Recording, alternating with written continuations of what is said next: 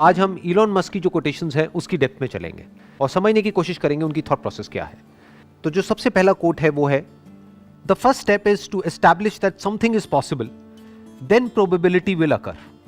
मतलब लाइफ में कुछ भी करने का जो सबसे पहला स्टेप है वो है कि पहले हमको अपने माइंड में इस बात को एस्टैब्लिश करना होगा, यानी कि अपने माइंड में इस बात को एक्सेप्ट करना होगा कि जो हम करने वाले हैं वो पॉसिबल है।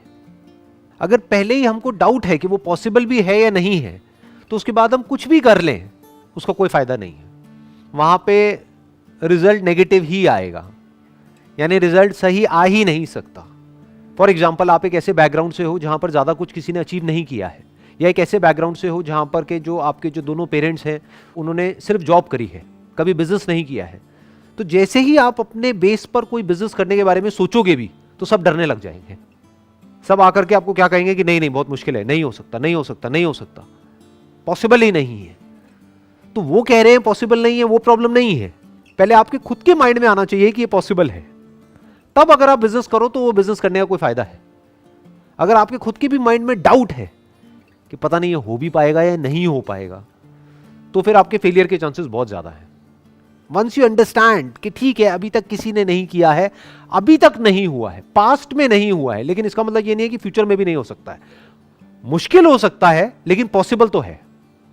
हो सकता है बहुत ही मुश्किल हो वो करना, क्योंकि जो बंदा जो बिजनेस बैकग्राउंड से है उसको तो पूरा पीछे से सपोर्ट मिलने वाला है, उनके पास में नॉलेज भी है, एक्सपीरियंस भी है, पैसा भी है। इस बंदे के पास में ना तो नॉलेज है, ना एक्सपीरियंस है, ना पैसा है, ना सपोर्ट है घर वालों का।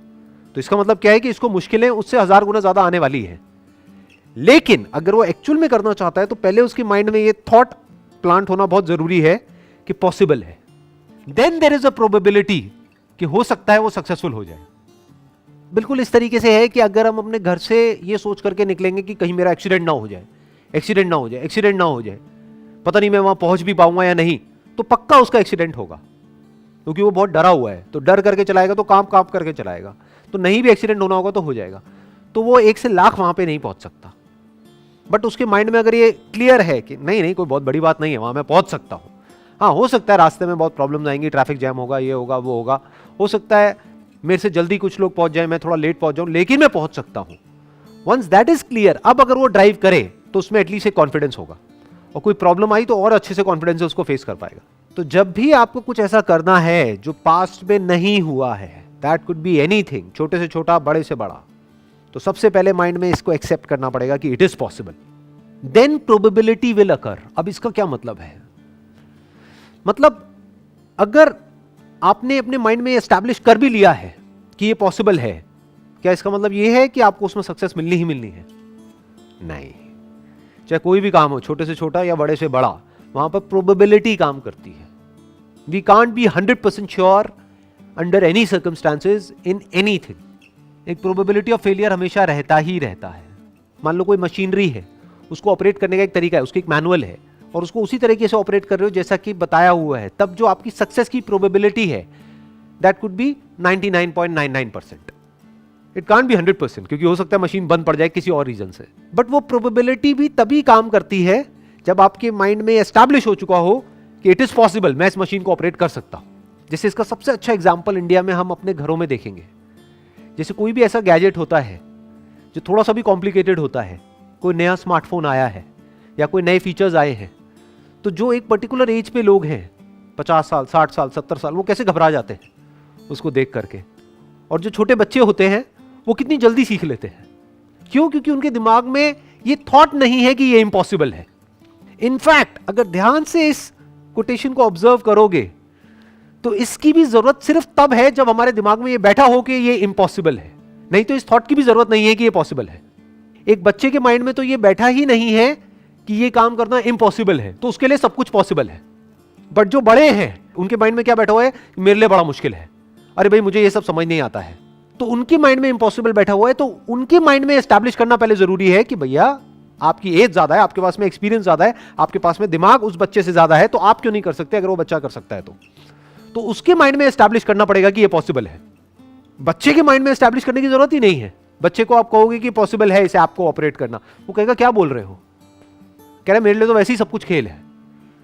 कहते मैंने कहा कब कि इम्पॉसिबल है, तो मुझे आप क्यों कह रहे हो कि ये पॉसिबल है? समझ गए ना ये आसान वर्ड की जरूरत कहां पर है? जिसके दिमाग में बैठा हो कि ये मुश्किल है, जिसके लिए वैसे ही सब कुछ आसान है, उसको इस वर्ड की जरूरत तक नहीं है कि ये आसान है. Next quote is, I think it is possible for ordinary people to choose to be extraordinary. इसमें जो वर्ड है ना जिस पे ध्यान देना है वो है चूज. मतलब क्या कहा जा रहा है दूसरे वे में, कि हर वो इंसान जिसको हम एक्स्ट्रा ऑर्डिनरी बोलते हैं, जिसने भी कुछ एक्स्ट्रा ऑर्डिनरी अचीव किया है, होते सारे ऑर्डिनरी हैं. उनकी क्या 4 आंखें होती हैं, 4 कान होते हैं, 8 हाथ होते हैं, 10 पैर होते हैं, दिखने में और हर तरीके से वो बिल्कुल एक नॉर्मल इंसान के जैसे होते हैं, बिल्कुल ऑर्डिनरी होते हैं. फर्क क्या है ऑर्डिनरी और एक्स्ट्रा ऑर्डिनरी में? चॉइस का फर्क है. To achieve something extraordinary in life is not a matter of luck, is not a matter of some extraordinary inherent or inborn quality. It is a matter of choice. We can choose to be extraordinary or we can choose to be ordinary. Extraordinary लोग जो करते हैं, कब करते हैं? Life में एक बार या हर रोज, लाइफ के हर मोमेंट में जो वो करते हैं, जिस तरह से वो चॉइसेस लेते हैं, चाहे वो बहुत छोटा सा डिसीजन हो, सुबह जल्दी उठने का. इनफैक्ट ऐसे बहुत सारे सर्वेज हुए हैं जहां पर ये देखा गया है कि जिन भी लोगों ने कुछ एक्स्ट्राऑर्डिनरी लाइफ में अचीव किया है वो सुबह जल्दी उठते हैं. तो अगर आप भी सुबह जल्दी उठते हैं, इसका मतलब ये नहीं कि आप एक्स्ट्रा ऑर्डिनरी हो जाओगे, क्योंकि एक्स्ट्रा ऑर्डिनरी होने के लिए और भी 100 काम करने पड़ेंगे. लेकिन उन 100 में से एक क्या है? सुबह जल्दी उठना.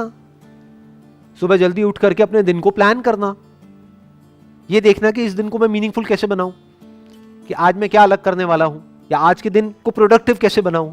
If you choose to wake up early in the morning, क्यों? क्योंकि वो करना सही है, तो ये आपको ऑर्डिनरी से थोड़ा सा एक्स्ट्रा ऑर्डिनरी बना देता है. और थोड़ा थोड़ा करके बंदा ज्यादा एक्स्ट्रा ऑर्डिनरी होता चला जाता है. 90% से ज्यादा लोग क्या करते हैं, वो वेट करते हैं एक ऐसे मोमेंट का जब अंदर से एक फीलिंग आए एक काम को करने की, तब मैं वो काम को करूंगा. और मजे की बात क्या है, वो फीलिंग कभी नहीं आती. सही काम करने की फीलिंग कब आती है? कभी आती है. और गलत काम करने की फीलिंग लाने की हमको जरूरत ही नहीं है, वो आती ही रहती है. अच्छा हेल्दी खाने की कभी फीलिंग आ सकती है अंदर से, या टेस्टी खाने की फीलिंग आएगी, चाहे वो अनहेल्दी भी हो.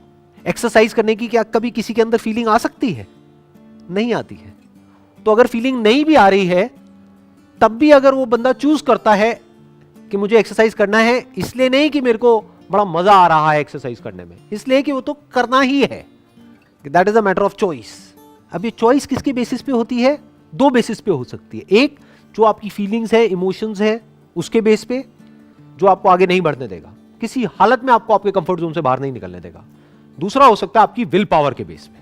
मतलब अगर दूसरे वे में बोला जाए कि अगर आप लाइफ में एक्चुअल में एक्स्ट्राऑर्डिनरी बनना चाहते हो या कुछ एक्स्ट्राऑर्डिनरी करना चाहते हो, तो आपकी विल पावर बहुत स्ट्रांग होनी चाहिए. इच्छा शक्ति, कि मेरी फीलिंग्स ये कह रही है मत कर, लेकिन मेरी इच्छा है इसको करने की. तो उस इच्छा में इतनी शक्ति होनी चाहिए कि वो हावी हो जाए आपकी सारे के सारे डर के ऊपर, कि उस डर के बावजूद भी आप वो कर पाओ. अब ये इच्छा शक्ति क्या है? It is a matter of choice. आपके ऊपर है, आप अपनी इच्छा को कितनी शक्ति दे सकते हो. ये भी तो एक चॉइस ही है ना, कि आपकी इच्छा में कितनी शक्ति है. अपने आप में किसी की इच्छा में कोई शक्ति नहीं होती है, पर जो भी आप करना चाहते हो, जो भी आपका डिजायर है, अगर उसको आप स्ट्रांग करते चले जाओ, करते चले जाओ, करते चले जाओ, करते चले जाओ, यानी कि अगर आपका डिजायर स्ट्रांग है आपकी फीलिंग से, तो आप उस काम को कर जाओगे. तब आप कुछ ऐसे डिसीजंस ले सकते हो कि आगे जाकर के कुछ एक्स्ट्राऑर्डिनरी कर सकते हो.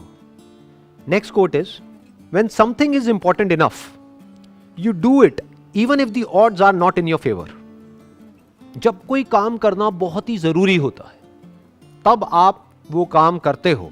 यहां ये नहीं कहा जा रहा कि तब आपको वो काम करना चाहिए, ये कहा जा रहा है कि यू डू इट, तब आप वो काम कर देते हो, even if the odds are not in your favour.